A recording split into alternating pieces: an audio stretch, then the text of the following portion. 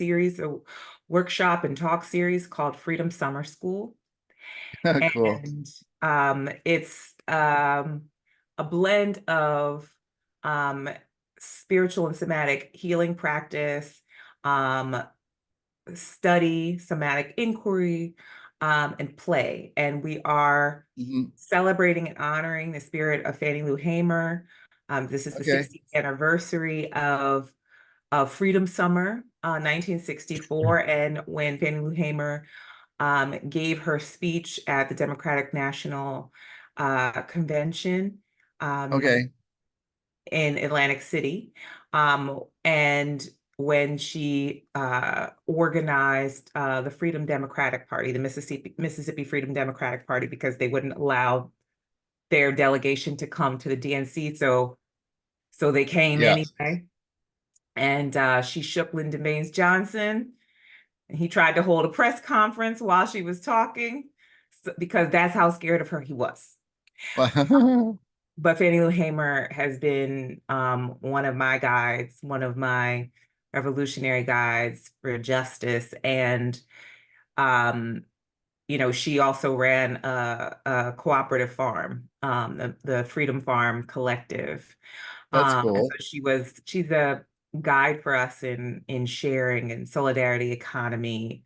Um, and there are so many incredible things that I think people don't know about Fannie Lou Hamer.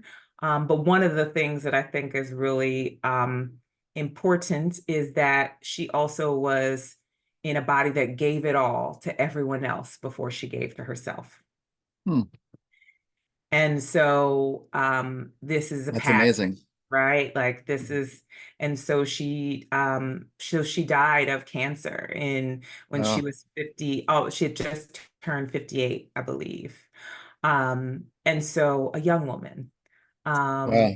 who lived a lot of life and experienced a lot of terror and abuse in her lifetime, and also made a lot of beauty and community and lived in right relationship with the earth. Um, and so Hmm. we're Hmm. honoring her and her life and her legacy and the vision for this summer's programming and conversations and art making and healing practices is what is the care that Fannie Lou Hamer deserved. That's Um, cool. and so we're looking at the wisdom traditions, which I love with Ayurveda, the science of life, the Hmm. sciences of life, the cosmologies of care that predate colonial capture. Hmm. And, um, Fannie Lou Hamer was also abused by doctors in the Western medical system. So I don't know if you know of Mississippi appendectomies. Oh, okay. So Uh-huh. this was a pattern of forced sterilization to diminish the Black population in Mississippi. And gynecologists on a routine visit would perform non-consensual hysterectomies. Yeah. I mean, I remember like learning the history of like one of the deeply rooted um, you know, unfortunate infestations of the white influence from the medical field, and why African Americans are apprehensive about going to medicine even today, even though it's like over 150 years later, that there's this like mistrust of that. And it's very unfortunate where it's like, wow, this is an institution, but let's do experiments on these people just in case, like it's like I don't understand, anyways, that's a whole different Yeah, I thing. mean, so I think it's broad, right? Because there's the Yeah. experimentation and then there was the intentional elimination. And so, and to your point, I think the legacy that lives in my body, right, is an experience and a fear of um, being told what you're experiencing is not real, Yeah. right? So the medical Gaslighting. the The original gaslight, gaslighting. Yeah. the gaslight. And you remember this when I had long COVID and I would go to, the doctor and ask for, examinations, I think when I had ankle inflammation and things that we were working with, and they were like, Yeah. get an x-ray. Yeah. And I said, I don't really know why you're telling me to get an x-ray. I don't think that there's a bone issue here, but that's fine. Can you do this blood work? I have this extreme fatigue. Well, we don't Yeah. know enough, right? So there was so much where it's like Yeah. Yeah. what's happening is not happening because we don't understand it. So these little legacies of that, responding to the gaslight, trusting yourself, and this is where we come to trust your gut, right? That's so much of what I think is it has influenced the desire um to have conversations and create community spaces where we can practice trusting ourselves, and practice um, uh, communal care, and also find new technologies, right? That are old technologies like Ayurveda, Hmm. and to connect with these wisdom traditions for healing. Hmm. And this is not a you know, blanket, you know, general, we don't go to the doctor, we're not saying that, but I think the larger group, Hmm. which is what we've been talking about, like living with the nuance, but understanding the historic legacy that shows up in our bodies when we are seeking care, or when we Hmm. override care, when we say, oh, I'm going to keep going and I don't need care. Yeah. And so this is also wisdom that we can glean from Fannie Lou Hamer. And then I think the piece that I think I really deeply resonate with any kind of healing practice is connecting with a deep resource within, and our connection with divine and the earth, Yeah. and how that those practices of reconnecting with the earth, with spirit, with our bodies in alignment, creates more room in our nervous systems for us to move intentionally Hmm. toward toward more life, choice, agency, and expanding when it seems like there's no options, and to be able to see that there are, that Hmm. there we are possible. So that's the Yeah. medicine coming. And And that's great. yeah. That's very lovely. Um, yeah, I mean, and it does tie into what we're jumping into. And then just as a Mhm. side note, and I guess, if this is part of the recording, it's great. So when I first started the teacher training program in 2003, the yoga center that I belonged to, which was one of the best yoga centers in Philly, still to today, which unfortunately is not there anymore because, it fell through COVID and just all these things. And then, anyways, it's unfortunate because when people ask me what's the really good yoga studio to go to, and like the reason why yoga on Main and Manayunk was the best, and for many, for like 15 years, um, if not longer, like I had a strong footing in the yoga community and all the different studios and ones that were opening and all these things, and I had interacted with some of them, taught at some of them, and the quality of teaching was good. I loved my yoga on Main because it was very rooted in all of the Vedic sciences. It was Mm, home to all the Vedic sciences where it offered yoga, Ayurveda, Jyotish, which is Vedic astrology, Tantra, like proper Tantra, and even a little bit of Vastu, which is like the placement and order of things like feng shui.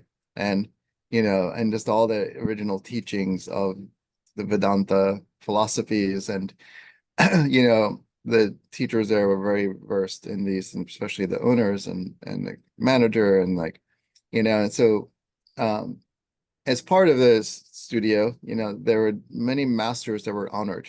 Jesus was up on a wall here and there. Buddha, Ganesh, Shiva, and then other teachers that were embodied as well, like Neem Karoli Baba, which was a guru, that Ram Dass, Dr. Richard Alpert, had connected with in India, which is what created his whole shift, if everyone's familiar with, um, you know, Be Here Now, which is a very famous book in the yoga world, about his story as a psychologist, experimenting with LSD, making his way to India to find his guru who, really shows him the high of highs and proper, transformation of like ego. And and then Ananda Mayama, which is another great saint of India. She was very expansive. When you see a photo of her, you just can't help but feel like the exuding of her energy. And then Amma, which is the hugging saint of India. That's one of the things that she's gone by. She's hugged over 60 million people. She's Mm. 71. She's been doing this since she was 16. But she'll sit for her, it was her 50th birthday. Two of my friends had gone to India, and she sat for 24 hours and hugged 48,000 people. And Oh my they're God. counted for. She accounts for how many people. She Yes. didn't get up to pee or eat or poop. She is this powerhouse. And she says, I met with one of her swamis this week, and I'm tying this into what, kind of what we're doing. Yeah. You know, the swami that I met with 2 weeks ago at this local Alma gathering said, her alignment with her truth is like a river that aligns with the ocean. And she knows she's the river. So why question it? This is the river. The river does this to go to the ocean. And this is what she will do till her last breath, which is hugs. She has lots of physical ailments. You know, Mhm. Imagine hugging over 50, 60 million people. You're going to have sore shoulders, wrists, lower back issues, herniations. The physical body is enduring the physics. She still hugs as if she had those ailments. Yes. And but her truth, her connection to her oneness and her, like totality of things is like, this is what I know is true. This is what I do, and this is what I will do to my last breath. And being in any offering of that. And, you know, and this is definitely beyond her gut of intelligence. Like it's a deeper knowing, because at that level of consciousness, like there is such a deeper knowing. And, I'm reading the spiritual text called Vasishta's Yoga, which is a very advanced yoga text. And it's creating a lot of unraveling in my subconscious that I'm feeling irritated a little bit lately. That I'm like, wow, there's a lot of things unfolding right now, and I'm watching the world fall apart quicker.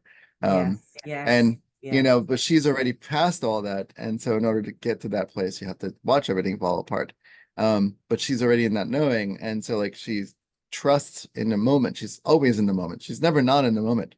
Like there's never like she's thinking, like she's not in the moment. And so she's coming. The whole point is, I followed her for many years. She had given me my spiritual name Vishnu.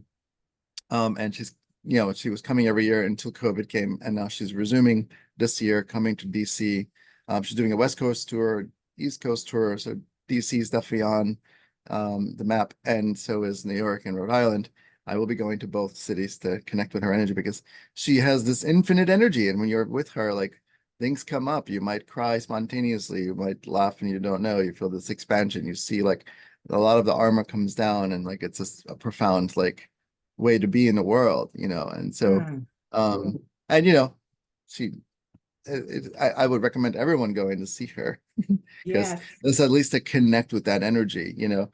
Don't have to subscribe to the whole like guru kind of thing, because people Mm. subscribe to her, and she is a master, she's a teacher, she's an embodied enlightened being. And and also she still poops and pees like everybody else, so she has her human characteristics. That's that um part. Yes. yeah. Right. And I think, can I Because slow you down? Because even if yeah, Jesus came back in a body, he would still be person, and he'd still be like annoyed at things. there's so much what you just said. I mean, I feel like just to pause and slow down. Can you say her name again, please? Her name is Amma. Her full name is Amritananda Mai. Mm-hmm. Because there sometimes are two Ammas, because Amma means mother, Mm-hmm. and there's another Amma, her name is Karunamai, and she doesn't hug. She speaks English as well. Alma doesn't. Alma's very interesting because she speaks all languages, but she doesn't make it that obvious that she can speak every single language, which is very funny. That's a different story. But Karunamai is a different mother. She sits and she looks and gives you a gaze and connects with you in a different way. Alma just hugs. Like her job is to be this river of like, I will hug everybody, even when she's done the programs that she does and she's walking out. Anyone that's along the way, she still keeps hugging until she goes to her van or to her hotel room. And then she does home visits. She only sleeps 2 hours a night. Oh my goodness. Again, I just have to slow down. Um, so first of all, the life force that you're speaking to, right? And it's not lost on me like that Oma means mother. Mm. And I'm holding this paradox that I think exists in wombed bodies, mother bodies, of being the mother caregiver, um, overgiver, um, martyr, and then the balance, right? The other side of like being so connected to inner resource that you can tap into a wealth of energy and an alignment with your purpose and truth, and that all of this can be true. Yeah. And right. And so that just feels so powerful. And that as a teacher, right, an Mhm. ascended master teacher, and she's still living, right? So there's something about She's being a still master living. teacher, not yet ascended, but a master You teacher. can touch her. You can touch her. She is real. She is human, connected to more than human resource, but human. And so to be humanized as a teacher, meaning to not place her at the level of deity and then Yeah. dehumanize her. Yeah. Yeah. Yeah, she doesn't put it, she is not on a pedestal. She will say, there is no me. She will say, you are me. I'm Mhm. you. Like she's very much that, like and she I am meets you. each. And so there's an opportunity, right? I think there's something really powerful um, for seekers, right? For the Mhm. seekers who are looking to connect with a deeper resource outside of themselves Mhm. in order to trust and validate their needs, their experience, their dreams, their ideas. I'm talking to myself too. Mhm. And so looking for that outside of self, outside of connection with self. And um, here is an example, here is a person, here is a being who is in a deep practice of embodiment, in a deep practice of connection with All the self time. all the time. All the time. And that's why I said I had to back you up and slow down, because it wasn't lost when you were like, and so I have this very clear cosmic connection or clarity, consciousness, awareness of collapse, Mhm. right? We're not saying the end of the world, but something is ending, right? We are in the Mhm. midst. And I can tell you, I'm having the same experience. I'm like, okay, okay, Pluto. Okay. I feel Mhm. right. That's how I'm connecting with Pluto and Aquarius. I'm connecting with that on the collective level. I'm connecting with the Mhm. experience of Pluto, like Pluto representing rebirth, death, Mhm. and Mhm. rebirth, right? Mhm. New life. And in the midst of collapse of empires, Yeah. right? We are approaching the Pluto, well, we are in it, right? But America's Pluto return. Mhm. When we hit it, you know, July 4th, right? Pluto's America's Pluto return. Um, it's not lost on me that the ideas of America, if not Mhm. more than that, right, are being exposed as um, uh, well, they've been exposed as untrue, if we will. I Mhm. mean, maybe there's another word that I can use to describe it, but I think that the experience of collapse in the world in relationship to American empire or to these larger empires, right? Yep. We have European colonies, or I should say, colonizing countries um, that are very much experiencing collapse, and we are experiencing climate collapse and being told, Mhm. right, in many ways, what you're seeing is not real. So Yeah. it's not lost on me that all of this is happening and you're connecting to it and seeing it moving faster because time is Yeah. moving faster. So I'm feeling that in my body too. And as you're Yeah. describing Amma and her embodiment, Yeah. her connection to self, her connection to source, I think this is something that I very much am in a practice with my own meditation, my own embodiment practices to connect with my truth and my purpose in the midst of it all. Yeah.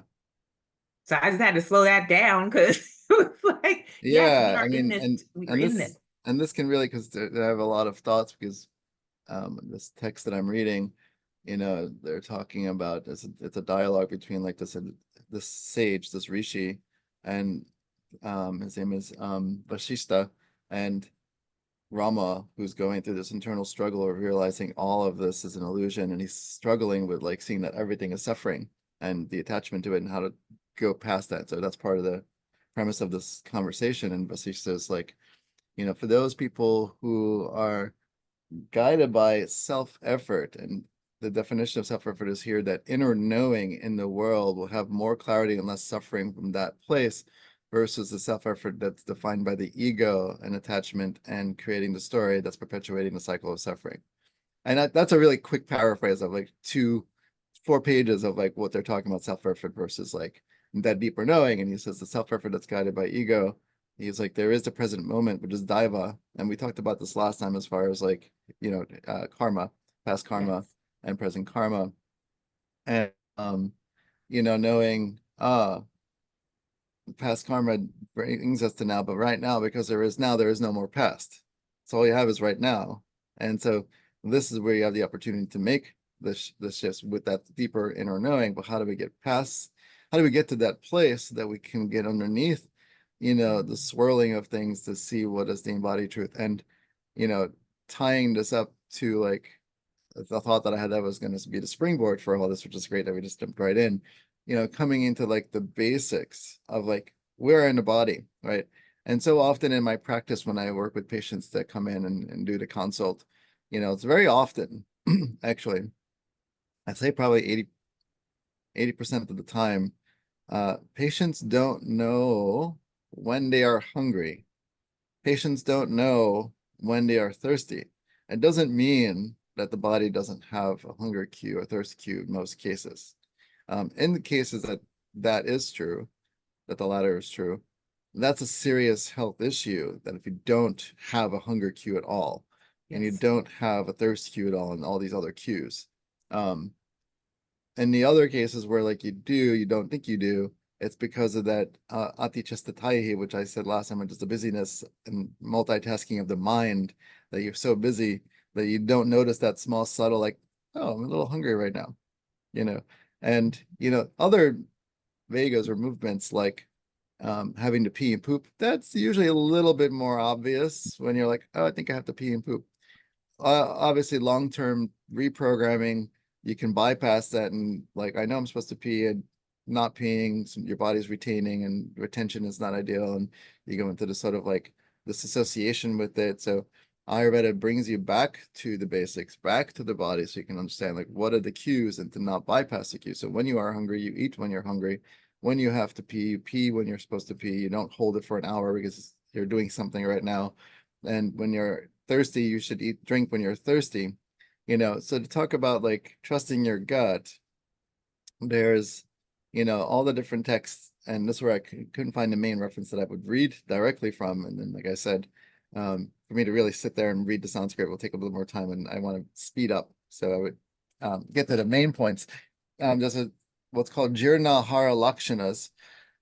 So Jirna is like digestion, Ahara is like digestion of food. So Ahara is food. Lakshanas are the characteristics. And so basically it translates to the characteristics of how we know food has been properly digested.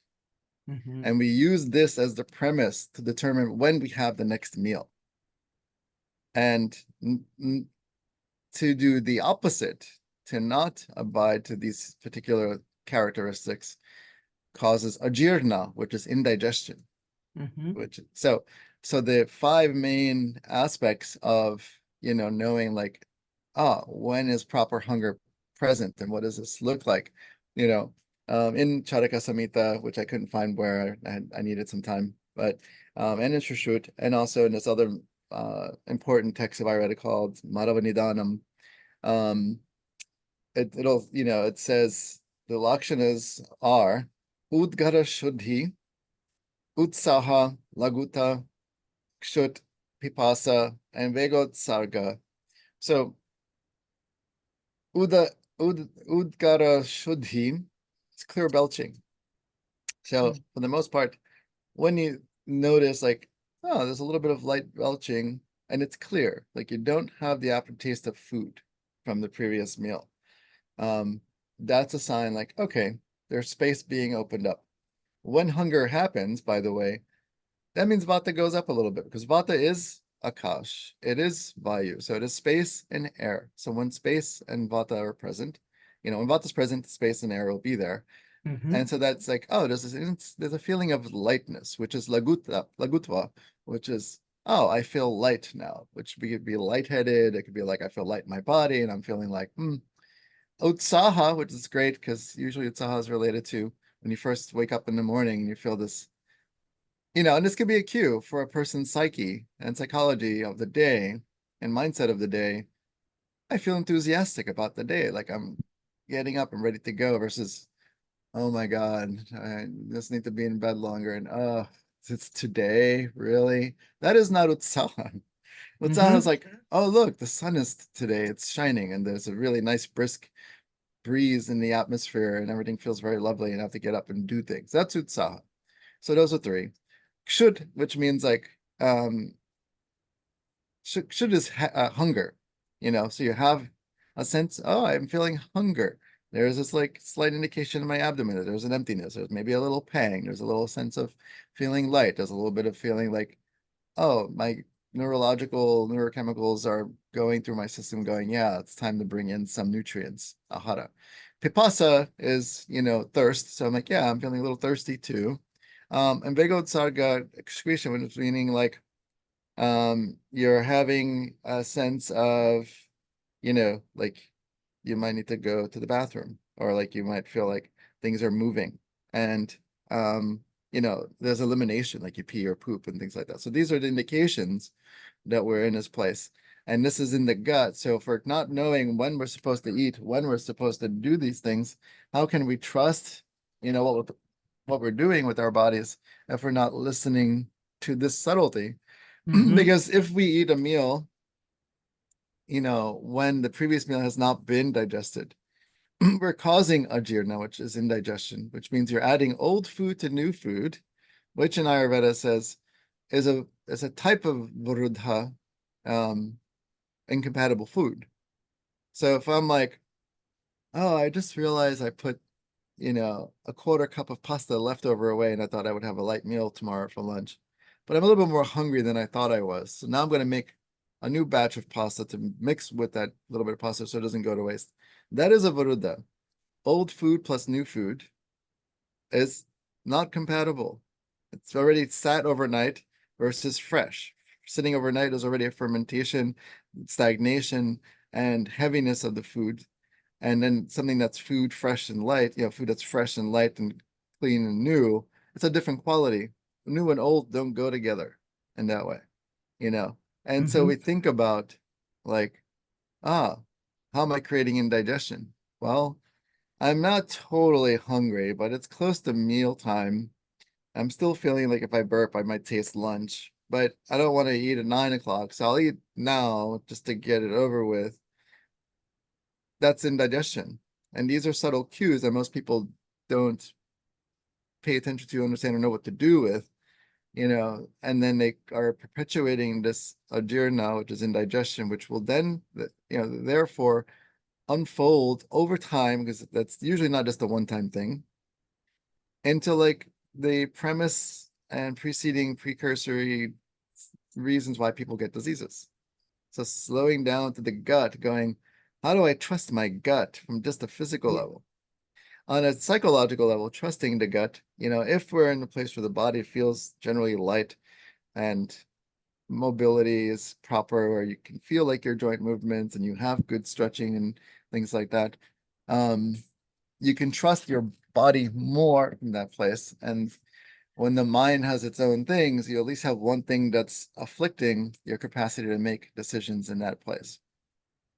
And as most people have some historical content and story and trauma, it's like adding in some sort of mechanism within the mechanism of the mind itself, because the mind is a mechanism of Mm-hmm. itself, how to really trust my gut versus feeling like if I'm always in an activated state, how can I trust that that's true from an activated state? Because in an Yes. activated state, it's mostly not true.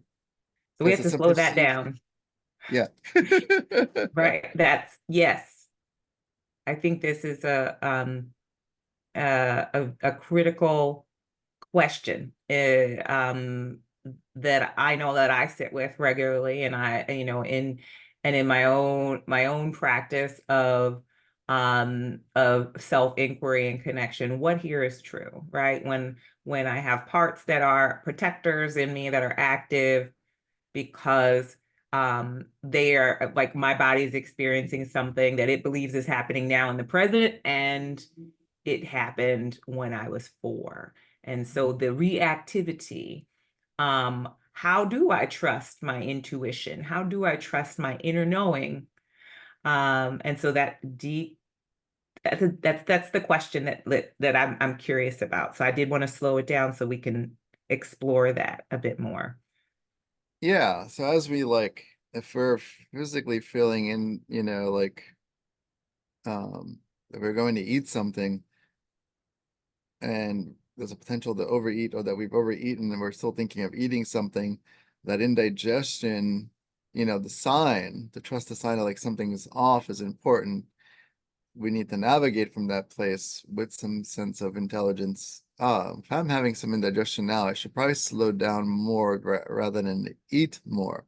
I'm Mm-hmm. having gas, bloating, distension, indigestion, you know, flatulence or loosening of stools in the immediate sense, or any of these kind of things, any kind of those digestive symptoms, then I have to adjust what I'm receiving as a stimulus to that symptom appropriately and listen to that.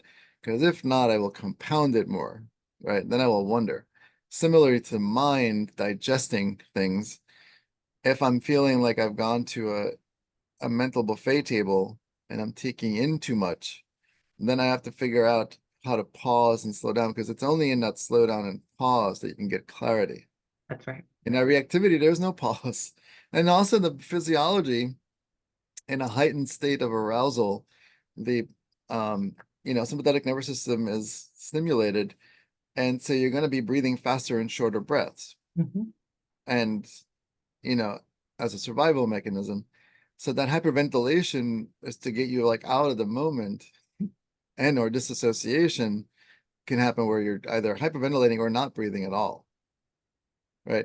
And so if you're Mm-hmm. able to like use these subtle cues and go, oh, wait, I'm activated right now. Hold on a second. What do I need to do to pause from the moment? Because unless someone's actually hitting me with words or hitting me in the face physically, if I'm feeling, interpreting the moment that that's what just happened, then that's an internal place to go through the discovery of what's really happening. How do I slow down and then make a decision? And it's like, and it's not like a quick fix. It's not like, oh, he's just saying do this. It takes time. Like any muscle that has atrophy has to be strengthened.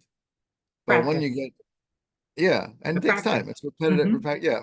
The yoga of continuous practice is called Abhyasa yoga. Just like we in yoga, the sages knew the mind will come up with 1 million to 2 billion to zillion ways of distracting you Mm-hmm. by design. So in yoga, they've come up with billions of techniques to try to figure out how to lasso the mind, right? Because each mind is going to be slightly different because of past karma and present karma and blah, blah, blah. So it's like there's so many techniques and tactics and breath practices and mantra practices and meditation practices and standing practices and sitting practices and lying practice to match how many times the mind will go everywhere. Tiryak is called in Ayurveda the direction. It's like side to side everywhere. And Yes. and so whatever technique can work for a person to anchor, right? So mantras are a way, a powerful way. When you see like Tibetan monks or Buddhist monks or Hindu practitioners with mala beads, the Mm-hmm. beads on their wrist, they have a little wrist, they have little ring malas, which are very cute. Then they have the malas that are like 54 beads, 108 beads. That's usually standard number because you're going one bead at a time repetitively.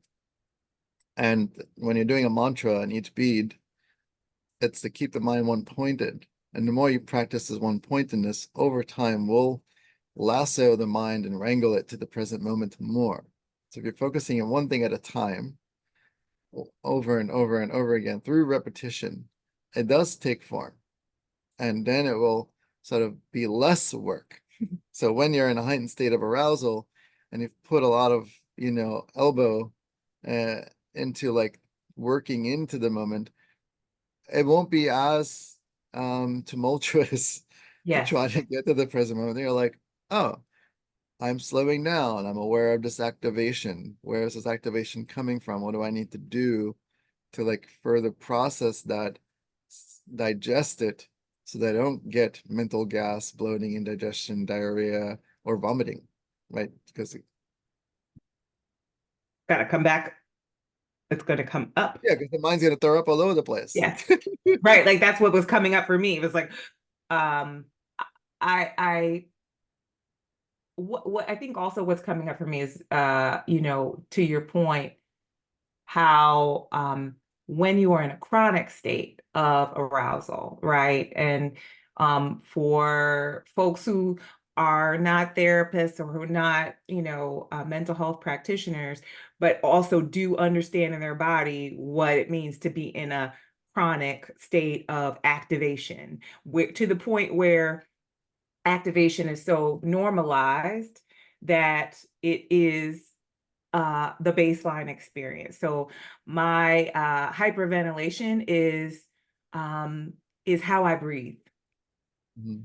right? And my racing mind, right, is both how I make sense of the world as someone who um, finally found an answer with an ADHD diagnosis, right, late in life, to, with more than anything, um, ground myself in a sense of wholeness, right? That there, I am not broken. Oh, there's a reason for this. And I often will, think about and talk about and sit with what I believe is like the overlap, the enmeshment or the overlap of trauma brain and what is called ADHD, or Mhm. right. And so Mhm. how do I discern the difference? Because ultimately that um uh active mind, the dysregulation of my nervous system um is is my norm. It's Mhm. and so I've been reactive as long as I know. And some Mhm. of it came before me, came with me, and we've talked about this, right? Our the karmic experience, right? That then we Yeah. that's coming with you. So I'm curious, I feel like, I was like yesterday years old, or like Mhm.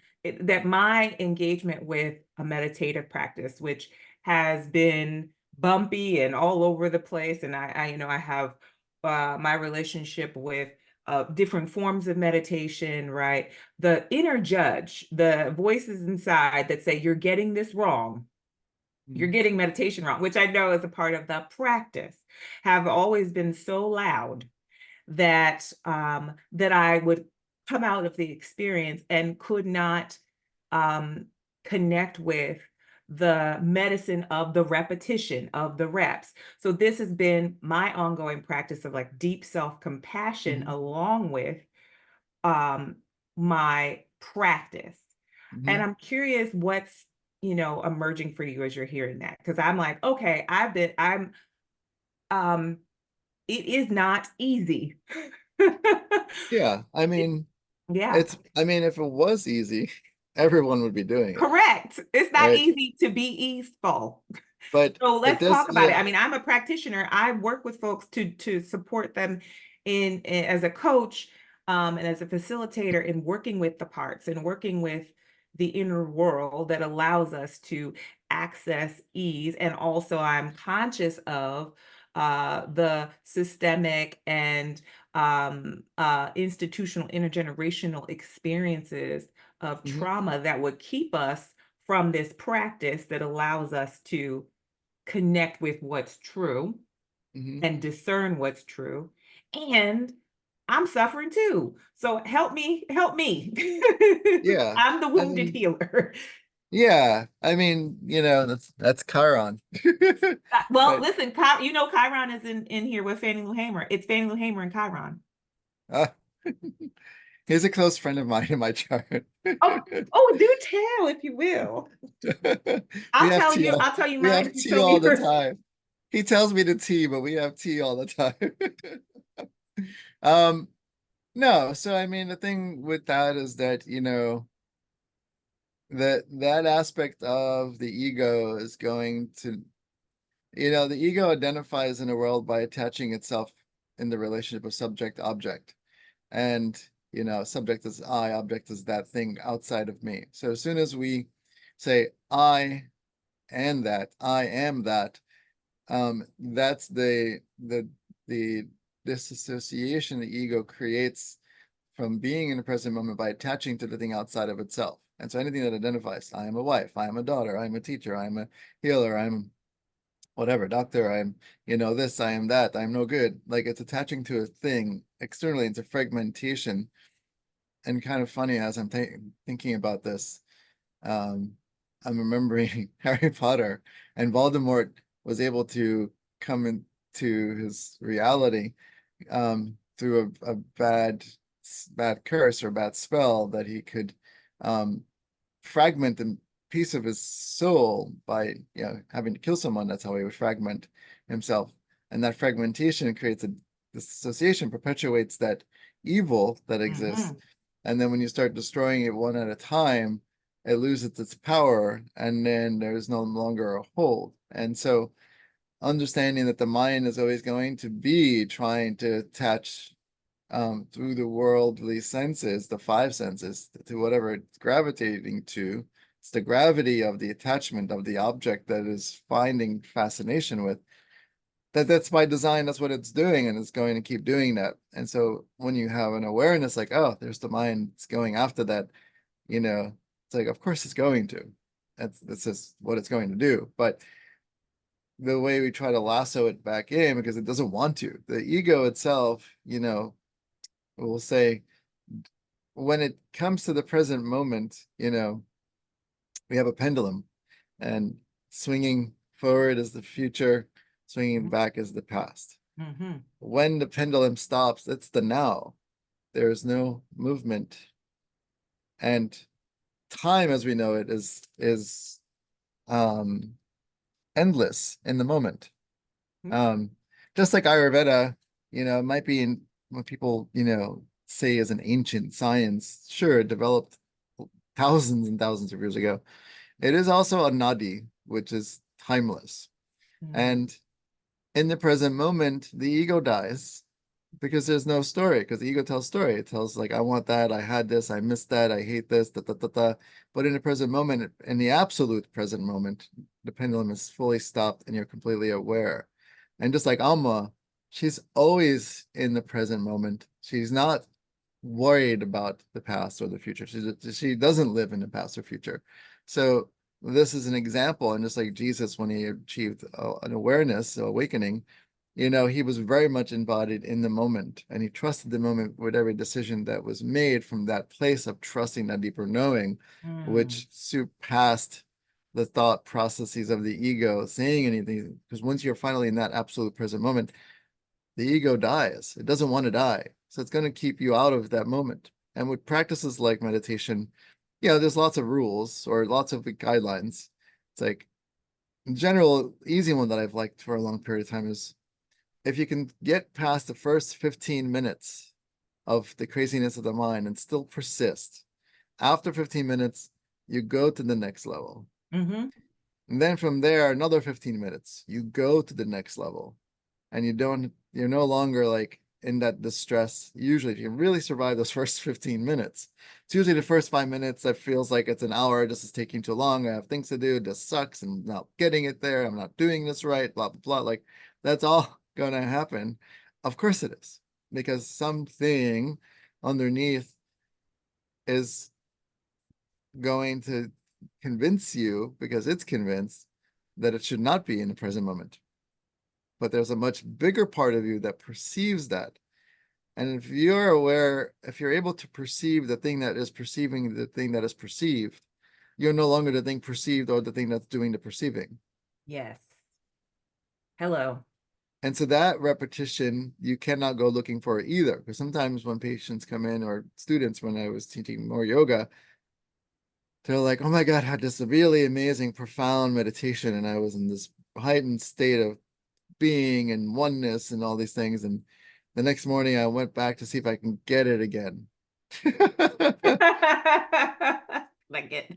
It'll take you another 8 months to get that again with that purpose. Just like, Adyashanti says when he talks about meditation, you know, um,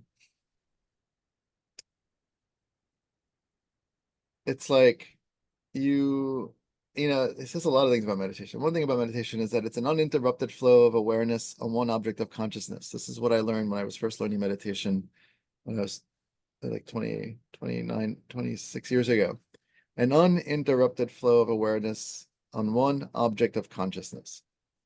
And, you know, and Adyashanti is a great person to listen to. He's also like from the Buddhist tradition with expanded consciousness, and he gives a lot of talks and lots of like details, like just how to like go through the terrain of the mind and mental processes and how to really see it for what it is and things like that. But you know, um, he would, I don't know, there's so many stories, but he gave us a story once about like when he went to sit in his hut that he created in his backyard, and when he was initially trying to meditate, um the neighbor's dog would always bark. And so he's always aware of the dog barking. And he was really getting annoyed and angry at the dog barking when he was trying to sit and meditate. And he was fighting the reality that the dog is barking while he's trying to sit and meditate. And this went on for some time, he said. And then he said, something finally said, well, stop fighting it because this is the reality. What are you going to do? Kill the dog? Tell the owner, while I'm going outside to meditate for like an hour, can you keep your dog quiet inside? No. He accepted the reality. And when he accepted that on a deeper level, he no longer heard the dog, but the dog also stopped barking. Aha. And so it's like what you resist persists. So there's an energy that's going to keep, so if you keep fighting it versus like, yeah, I'm aware that these thoughts are going to come flooding in as soon as I sit down. I'm not going to have the expectation that meditation, all these things that I read about, because he says, Shanti says, meditation is not something you go to do. Even in traditional yoga practices, we have what's called Ashtanga Yoga by Patanjali. Not Ashtanga Yoga, the style of yoga that's taught in classes. This is not, it's not the same. It's the 8 branches of yoga. And so it's, it's yamas, niyamas, asana, pranayam, pratyahara, dharana, dhyana, and samadhi. And so, it's like yamas and niyamas pertain to like the moral practices that we engage with, like non-stealing, not lying, then ahimsa, which is number one, of all the 8 branches. Ahimsa, himsa is violence, ahimsa means non-violence. So ahimsa is the first step of the 8 branches of the yoga practice. So if we're doing yamas, niyamas, so personal conduct, social conduct, asana. So at that point, we can start doing yoga, physical exercise. Pranayam, stage 4. So pranayam is like now after we start doing some yoga, just to get the body comfortable enough to sit in meditation. So we've created yoga in a way that's like, that is the focus. Meditation's like 10, 15 minutes at the end, but the yoga practice is like 45 minutes or an hour.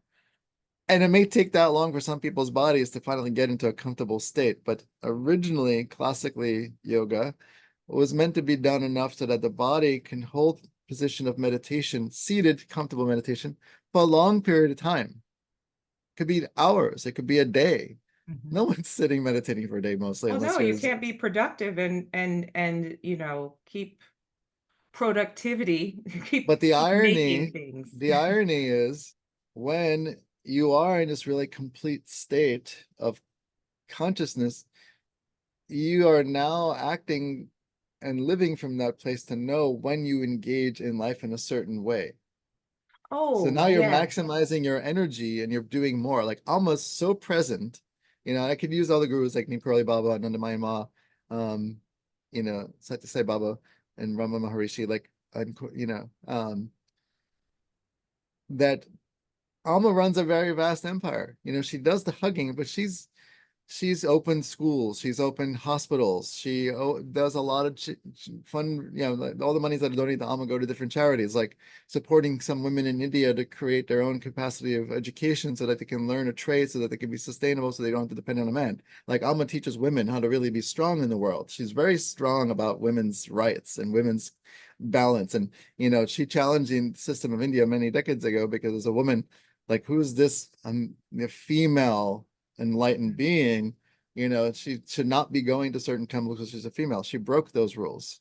She's like, no, no, you tell me. And she will cite every single citation of every major text in the world and say, where does it really say that, Muhammad says restrict this? She will tell you. She knows. You can't play. She knows everything. Hmm. Right? So she breaks the barriers, but she's in such oneness in the present moment that she's doing so much around the world outside of when you see her just hugging. So when you know what she's doing, because you see like glimpses of on the screen and the banners, and donate to this and this charity, and what she's doing next for the homeless, what she's doing for kids care, what she's doing, you're like, how is she? And she knows all that's going on with all of these, right? So this is just an extreme example of, like, when we are in our own little lives and we're working on just a little bit of meditation, the energy will start to configure itself in a way that's more productive. So the energy output and input, and what to say yes to, and what to say no to. And this is how we can come back to, like, this is the gut guiding us. Sure, it is a Yeah. deeper knowing. That's right, the discernment. And I think, I was being sarcastic, or there levity there around the productivity comment, because I was really acknowledging what you're saying, right? The colonial capitalist version or belief in productivity as our sole purpose to produce and reproduce capital, right? That pulls us outside of our Yeah. bodies, outside of ourselves. That's an orientation of survival from scarcity, and what I'm hearing, like, from the not enoughness. And so the power of um, this viewpoint, this lens of productivity being um, the capacity to be at choice, to have discernment about how you are expending your energy, how you are expressing yourself, how you are connecting. You're connecting from choice. So I'm hearing Mhm. this, the model, right, that Amma represents, of the embodiment of deep inner connection, inner resource. That's a different kind of productivity. Yes. So that's landing. That's And high also, octane. yeah, say that again. That's high octane. That's high octane productivity through through meditation. But yes, and so um, again, I think, for the bodies that have been the producers of labor for generations, right, reproducing labor, Mhm. um, the ability to connect with your body can Mhm. also be frightening, um, right? And so I'm curious what Ayurveda has to say, and what you're thinking about as it relates to supporting bodies that are experiencing chronic trauma, chronic stress in the body, um, so that they can access a practice. Um, Yeah. yeah, I mean, first and foremost, it's like understanding to be gentle, right? yeah. And to set an intention, but not an expectation, right? Hmm. Um, sort of tying this to what I was saying with Adyashanti and meditation, saying you know, it's a thing that you basically fall into. It's not a thing that you do, right? Hmm. But in order to fall into it, there are things you kind of have to do, which is like the Ashtanga yoga model of like the moral, the morals, this, social aspect of like how we in the world doing yoga, doing pranayama, kind of getting the body ready. We're doing these things to kind of prepare. The breathing sort of focuses the energy, so that's the pranayama part. Um, Pratyahara is now, okay, after I've done this, there's a natural progression to like, oh, I just did this really deep breath practice and things are kind of getting quieter. And I'm like, oh, my mind's not as all over the place now because I just did some yoga, I did some pranayama, consider my reflections on myself and not being violent and, not stealing. And then I'm gonna fall into like, I'm just gonna think about my heart today, or just think about my third eye, or like if we go into visuals and start, and then we're really dharana is like the one pointed awareness on that thing that you start to just kind of like interact with as sort of like an internalized experience. And after dharana, um, dhyana is the meditation part. So at stage 7, you'll enter into the portal very softly, Hmm. and you'll be there for some time. It could feel like for like 1 minute can feel like an hour. Sometimes an hour will feel like a minute. And Hmm.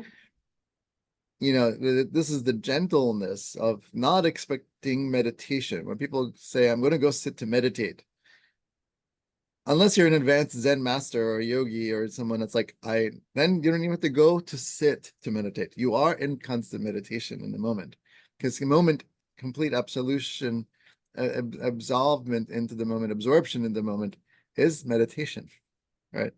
And Right. then that pure absorption is samadhi, which is this expansion of consciousness, right? And so a Hmm. person that has like trauma in their body or high levels of stress, which is traumatizing in its own way, it's like you start to be gentle with the things that you know that you could do and start at the basic level without expectation of where you're supposed to be, and just pick one or two or three things that you know you can do repeatedly. And even if that just means right now focus on, well, need to pay attention to my digestion cues so that when that happens, I will eat at those times, which means incidentally, I will most likely be eating twice a day or 3 times a day based on my inherent natural cues.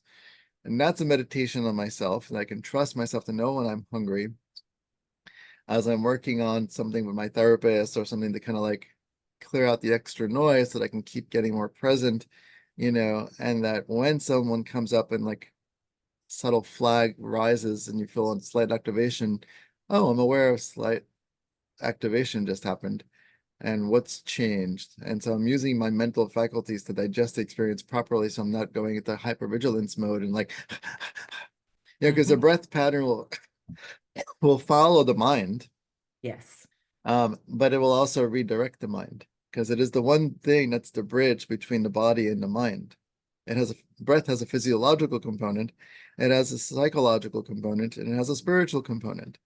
It's the one thing that covers all three bases. And so if you're able to get to a place where you have the awareness of activation, just like, yeah, I know I never have to think about when I'm hungry. I know when I'm hungry. I know when I have to pee. I know when I have to drink. I know I will know. Even if I'm really busy doing stuff, my system already knows, like, I know it's lunchtime, but I really got to finish this thing because I have to focus on this thing. Because if I get it over with, then I can focus as I'm watching my sugar drop. But I'm like, oh, I just, I follow and I make the choice, like, I'm going to wait a little while versus like, it's okay. Just pause this, come back to this. It will be here. It'll get it done. Just focus on eating, take care of yourself, right? People do that more often than not. I do that least often now. So the once in a while that I do it, it's like, meh, so you pay attention to all these little things. I'm going to sit to meditate. And I accept that it's not going to always be peaceful, quiet, and zen, and I'll hear only the birds chirping. Sometimes it's going to be that friggin' damn Philadelphia garbage truck that's outside at the wrong time, or the stupid dog that's barking, or the friggin' fire truck that happens to go by. And it's like, God damn it. This my zen time, God. Leave me alone. But that's the funny part. Because one of the barometers they say for good meditation practitioners is if you can sit middle of Times Square and all the noise disappears. And so that part, there is, so like a trash truck went by while you um God damn it. and I said, "Oh, thank you, trash truck. Thank you for being with us today." Yeah. But I think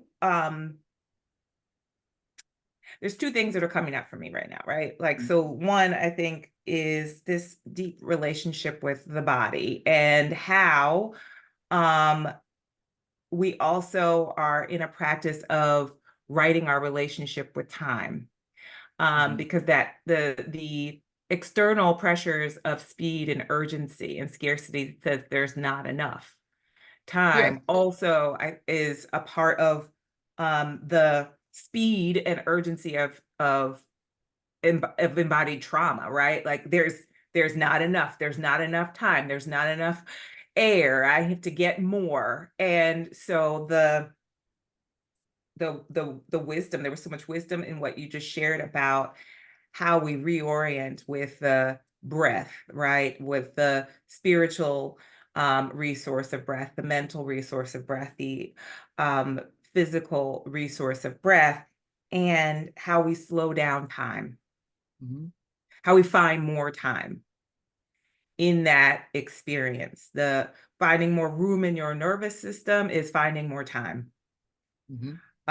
And where it may not seem like there's any room for choice, right? That I don't have choice in this, because that's what it feels like when I can't breathe is I have to, I Mhm. can't, I have to, is that like sympathetic in Yeah. activation. I have to, and the I can't, that Well, dorsal there's an shutdown. addictive component to that too, though, because when your nervous system has survived on that adrenalization cortisol uh, increase at a constant level, that's created what you said earlier, like this is your what you know is your norm. Yeah, So the antithesis of that would be abnormal, right? So a person who's used to chaos, when they find peace, think that there's something wrong with that. When I used to be a that social part. worker, when I used to do social work case management and worked with adjudicated delinquents, a lot of the population, because they were displaced and sent to St. Gabe's Hall, they were coming from these communities where there were no trees. Like this is the majority of like North Philly. Like there really aren't a lot of trees. Like when, going from one side of the town when it was like trees, you watch like the gray landscape increase as the green landscape decreases. That affects psyche on a subtle level. And, you know, so when these kids would go to St. Gabe's in this remote environment on a campus isolated from the nearest building, which was like half a mile up the road, they couldn't sleep for a time because they weren't used Mhm. to not having the gunshots, the ambulances, the people outside screaming, the loud music. They were given Benadryl very often to sleep. And it took them on average 2 to 3 weeks, sometimes 4 weeks to acclimate to knowing like your nervous system can come down. And that is the norm. It's not normal to be in this heightened state of arousal. So when you find something that's opposite, it becomes very disconcerting and creates discomfort because Mhm. you're like, I don't know what is this? I remember a And friend once I trust was hanging peace. it. Yeah, you don't know peace. You think peace is That's that right. noise. That's right. And if you feel I know. good in that craziness, you think that that is your peace. Not that you can't find peace, in that. I mean, Buddha became Buddha because he left the kingdom that was comfortable to go to the discomfort, and he went through the discomfort to find true comfort, right? Mhm. So it doesn't matter where you are in the planet, what your community is, where you're in a impoverished community or non-impoverished community, this awareness is entitled and can be achieved by anybody, right? Mhm.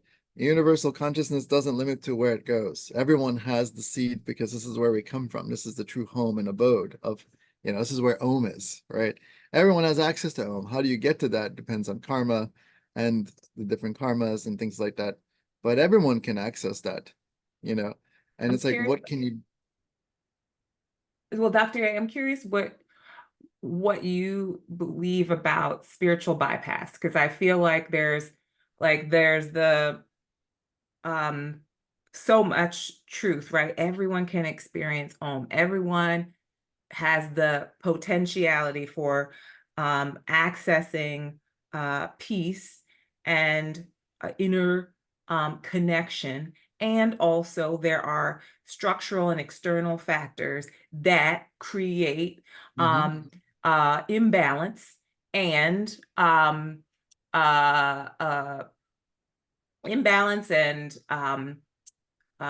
dis-ease Hmm. in bodies that are targeted by structural Hmm. inequity. And so when that is happening, and there's a reason why, North Philly is more gray. It didn't just become more gray, Hmm. right? There were systemic patterns of decisions that were made to remove the trees and to cut down the trees and to build gray structures with bars and Hmm. to house Black and brown and poor people in gray spaces with no windows and no trees. And so when we know that, um, how do we um, connect with the wisdom Hmm. that is here, right? That we are talking about, because I think that's something that is really challenging, I think, for a lot of folks who are um, aware that there are structures that would Hmm. keep them from trusting peace Hmm. or their Yeah, inner no, world. no, I mean, that's very true. Just like we started talking about, like, you know, the the medical community and what it did historically to certain groups of people that created this distrust in those certain groups of people because they were not acting in proper integrity. This sort of as a side note, I wanted to mention this before too, is that when we experience collapses, it's very often because the pre-existing structure is not living in truth. And so Mm, and however long it could take decades, it could take centuries, yeah. but a collapse is sure to happen because, you know, that's like a house of cards. That one card really is slightly off, and you manage to make it work enough somehow in the favor of whatever to build the rest of the cards building up.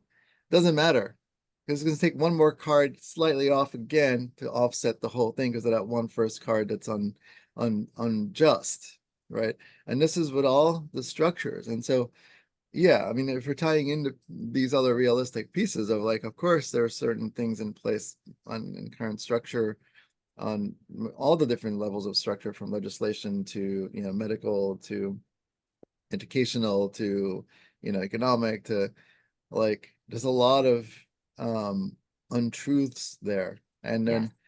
then, you know, it does make it difficult because there is this, without without thinking that there's a conspiracy here. Don't necessarily follow conspiracy theories that way. Um, but that being said, it's like there is something that's been happening for a period of time, not even just the past 150 years, but this has been going on since human, because these concepts of oppression Mhm. have been going on since the humans have existed. And, amongst each owns culture, right? Like Native Americans had their own, divisions of America. Have, Uh, yes. yeah. And, it's Present like, well, tense. you're all Native American, so why aren't you all getting along? No, because unfortunately, I think by design, it's not possible that every single group on every single plane, continent can all get along, because there's a much bigger thing happening here, and that's underlying as the underlying current to, like, the discordance that happens with two people that have an ego, and you have something I want and I want this, and how can I get it to the best of my ability through war, through famine, through abuse, through control, through manipulation, through advertisements and marketing, and all these subtle psychological things that are in the background that are perpetuating these cycles of, like, I must need that thing's on sale, it's going out of sale, get it now, all these things in a hypersensitive nervous system. And then, then you have it very clear that there are certain groups or communities or parts of the city that are just feeling more of that level of abuse.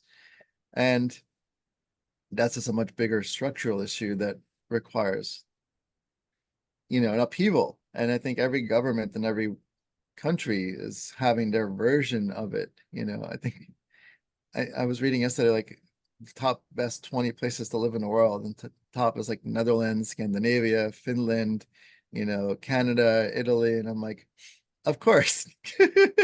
Not that they don't have their own stuff, because I think by design there's always stuff when it comes to corralling people into a certain space, but in the US particularly, there's a lot more obvious in a lot of cases. But then also in Africa, you still have like these atrocities and these genocides and things like that. And then, now we're having this creeping war, you know, in Pakistan and Russia and Ukraine. And it's like, because by design, if something's not true, it's going to collapse, but there has to be a destructive process in this. And the bigger Mm. picture is like, the people that have the awareness that come out from any communities to help raise awareness across the board. It's like paying it forward. It's like lighting the tea light. You have a tea light, I light it, you light it to the next person that has a tea light. And that's, like Martin Luther King is like, you can only affect change through one person at a time. And he also said, focus on the groups of people that are more like-minded, because that will create more of a force behind. And he's like, don't, I think it was in his, which book was it? Um, I'm spacing on which one his books. I read a lot of his books when I was in my 20s. Um, he says, don't expend the energy on people that don't want to hear or not ready to hear or refuse to hear. He's like, focus on the ones that are, because eventually through that model, you know, a change can happen. Because otherwise you're expending energy and you want to conserve the energy as much as possible. So coming back to yourself, if you're fighting a war in yourself in every little front, you might want to reevaluate, like, is this the war worth fighting for? Mm. And focus the energy on what really is going to matter. It's like, what are the small pieces to affect the bigger pieces? Like knowing what those small pieces are requires really getting clear, like, how do I find that one card in the tower of cards that's going to be the thing that really makes the change? And in this culture, especially in the US, there's a lot of houses that are built in unstable cards and untruths. And so it's going to take the right people coming in through some sifting process to start plucking until things come to a bigger collapse. While that's happening simultaneously, we are harming the earth. And, you know, uh, nature is going to tell us, Yes. through the bigger calamities of more aggressive tornadoes and monsoons and hurricanes and torrential downpours of all the rains from the heavens, and intense snowfall in places that should not have any snow, like that's continuing. And that's going to be like, what has not been true on this planet is how we've been living as humans universally. And the earth, the mother, is going to tell us how much damage we've done as she smacks all of us. That's right. Right. So I don't know if that answers your question directly. That's a very packed discussion. That's a whole just different Oh yeah. discussion. But I mean, nonetheless, like, even though, there are communities that have like less and all these things, and yeah, trees were removed because they wanted to build more houses to squeeze more peoples together, and we're sort of simulating, the proper use of the word ghettos, right? It's like a whole, separatist side of philosophy of like, we put these people here, and that's, like, we did that with the concentration camps, right? We did all that with like the people in the ghettos in Germany, where these particular Jews, and they go Mm-hmm. in this caged area, they get bare minimum, like, of course. Um, but that didn't stop someone like Anne Frank dropping in and coming out with the wisdom that she had, right? Just like Mm-hmm. Harriet Tubman. I watched a documentary on her, and I was so teary. Which You one know, was it? I've seen it was one on Netflix not that long ago. I Yeah. forgot, but it was a recent one. And I was like, she was a force of nature, Yes, she like was. he was really like tuned in. And so even amidst the community and population that existed at that point in the late 1800s, somehow consciousness just made its way through. And she's like, forget everybody. I don't care. I'm doing this till I die. And she did till like 75 or something, or 72 or Yeah. something. You know, Because like I was like, this is great. Like I get the chills, read it, thinking about it.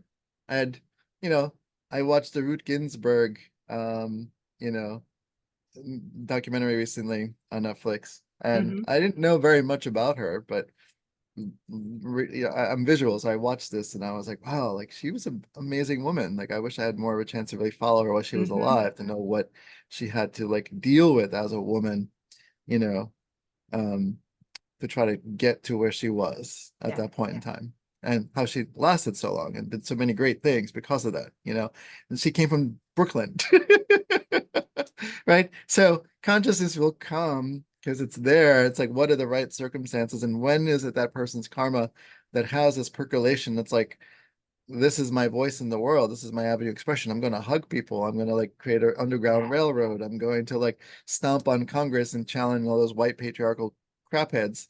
Like you need to wake up and look at something real. And Ruth Ginsburg was great because she was fact. She's like, in 1845, this case, and in this case, she's like, you couldn't dispute what she knew. Like she was that smart. I'm like, I love that. Dr. A, something, okay, so um, I'm going to close us out Yep. because I feel like you just sparked such a powerful affirmation. We are the truth. When you be the truth, like these master teachers and the ascended masters that you have just shared with us, when you be the truth, even in the midst of collapse, Mhm. untruths cannot disconnect. We are abundantly connected when we be the truth. Mhm. Yeah, because when you continue to have like the brighter the light, the darker the shadow, that's always going to be everyone. Alma has, people that are like, I hate her, she's mean, she's horrible, she did these bad things to me. Every guru that's considered a Mhm. guru, even Jesus, I mean, he was amazing, but people hated him. They wanted him dead. I So it doesn't mean, really matter. It's like the balance, right? And mhm. how many times did they try to beat out of Martin Luther King his truth? How many times did they try to beat the truth out of Gandhi? Right? He's like, no, this is my truth. You can beat me and scorn me and slash me, and I I'm not going to conform because this is the problem. And there's no time. Complacency is an evil, Martin Luther King said, right? So you die for your truth. Joan of Arc, right? She died for her truth. You Mhm. know, like all these great beings, you can go through history and find them, and the more we can see, like and the more people have access to these things will spark something on a deeper level so that you can have that like, oh, I do matter. Because when I have patients come in that are suicidal, I know we're trying to close. I feel very ignited right now in a really passionate way. You Well, know, please go ahead. I want to hear we'll close out. This will be our last statement yeah, of deep yeah. medicine. Like I have patients that come in with, that are suicidal.